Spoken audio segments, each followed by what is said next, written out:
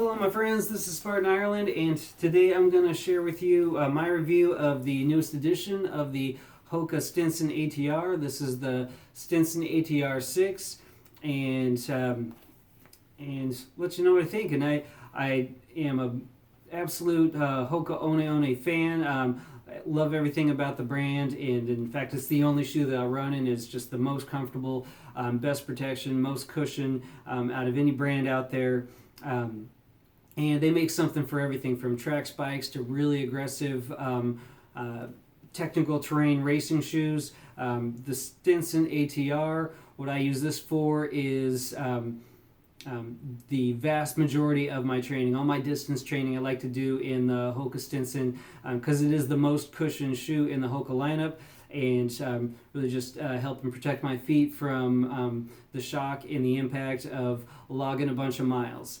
I've been running in the Stinson ATRs, doing distance training, trail running training for quite a while now. So to give you a little bit of history, I ran in the ATR 3. I was really happy with this maximum cushion shoe. Got all the miles I could in the training. Enjoyed the comfort in the shoe so much that it just went on to being my work shoe, my hiking around shoe, hunting, running errands, until I got them worn out. I use it for gardening or whatever yard work, but I'm getting dirt in there because I wore it out so much it's got holes in it. And then I moved on to the 4 when that came out.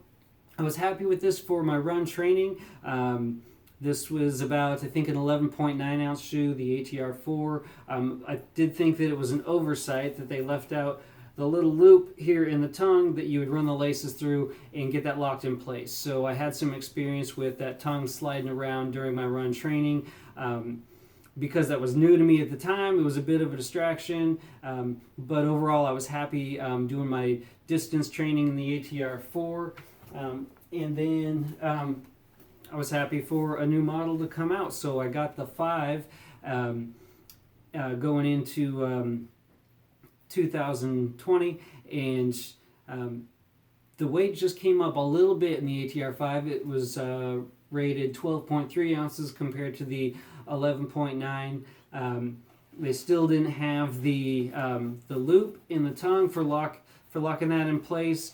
It felt like they brought the midfoot lockdown in a little bit better, a little narrower, and so I didn't feel like I was experiencing much of the tongue slipping around, but I just wish that loop was there in the ATR 5.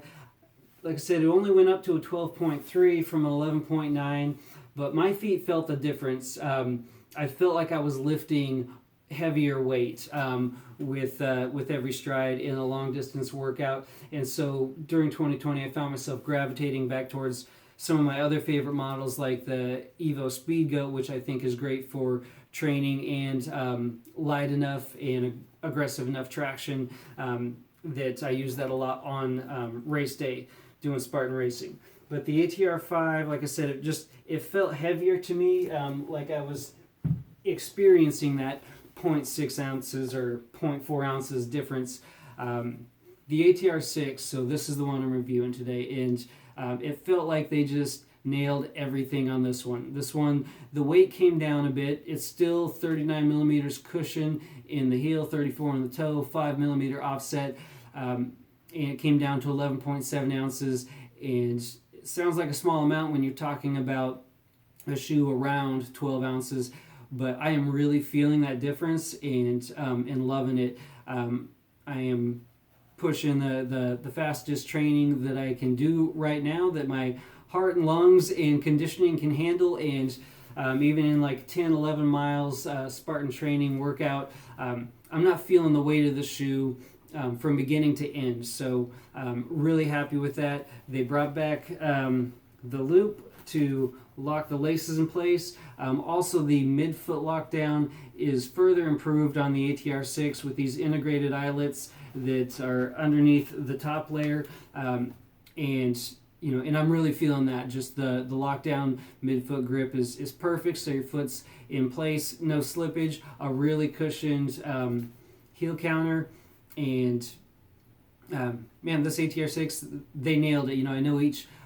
shoe brand will have a variety of runners, using their products, providing different feedback, and they'll always hope that the updates are going to be the right thing that connects with the runners purchasing that shoe. But for me, they nailed it. It is perfect on this ATR 6. Great lockdown, great cushion, enough room in the foot. Don't feel tight or squished or anything in the toe box. And like I said, it only came down to 11.7 from the 12.3, but I'm feeling it to where it's just feels like I can just fly on these as much as my body can handle.